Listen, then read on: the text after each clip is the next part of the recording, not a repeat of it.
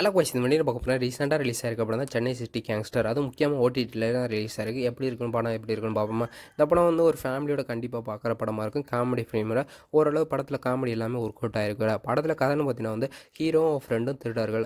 அவருக்குன்னே வந்து பாஸ் இருக்காரு. ஏதாச்சும் கேஸ்லேருந்து மாட்டிக்கிட்டா வந்து இவர் காப்பாத்துறதுக்குன்னே ஒரு பாஸ் இருக்காரு. ஒரு நாள் வந்து அவர் பாஸ் ஒரு வேலை கொடுக்குறாரு. எனக்கு தெரிஞ்சவர் வீட்டில் போய் நீங்கள் கொள்ளடிச்சிட்டு வரணும். அவர் வந்து தான் கொள்ளடிக்க சொன்னார் வீட்டுக்காரரே வந்து. நீங்கள் அந்த பணத்தை கொள்ளடிச்சிட்டு வந்துருங்கன்னு சொல்கிறாரு. அதே மாதிரி கொள்ளடிச்சிட்டு வரையில் வந்து இவங்க 2 பேருமே ஒயின் ஷாப் போயிட்டு அந்த பணத்தை தொலைச்சிடுறாங்க. அந்த நேரத்தில் இவங்க 2 பேரும் என்ன முடிவு வைக்கிறாங்க, 2 பேருமே செத்துருவோன்னு முடிவெடுக்கிறான் வந்து.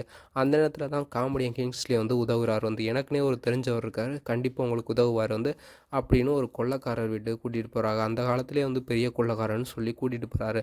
2 பேருமே அப்புறம் வந்து அங்கே போய் அவர் சொல்கிறாரு வந்து, நான் உங்களுக்கு கண்டிப்பாக ஹெல்ப் பண்ணுறேன் அப்படின்னு சொல்லிட்டு ஒரு பேங்கை வந்து கொள்ளையடிக்கிறதுக்கு பிளான் சொல்கிறாரு. 2 பேருமே வேறு வழி இல்லாமல் 2 பேருமே கொள்ளையடிக்கிறதுக்கு ஒத்துக்கிறாங்க.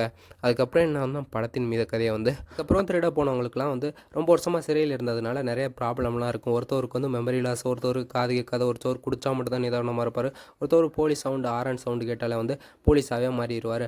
எப்படி அந்த கூட்டத்தோட போயிட்டு ஹீரோ வந்து கொள்ளையடிச்சாருன்னா அதை ஒரு காமெடியாக எடுத்து வச்சிருக்காருன்னே சொல்லுவாங்க டேரக்டர். 2 மணி நேரத்துக்கு இந்த படம் டைம் வாட்ச் ஃபுல் ஃபிலிம்னே சொல்லி வந்து இந்த வீடியோ பிடிச்சிருந்தா லைக் அண்ட் ஷேர் பண்ணுங்கள். மறக்காமல் சப்ஸ்கிரைப் பண்ணி சப்போர்ட் பண்ணுங்கள்.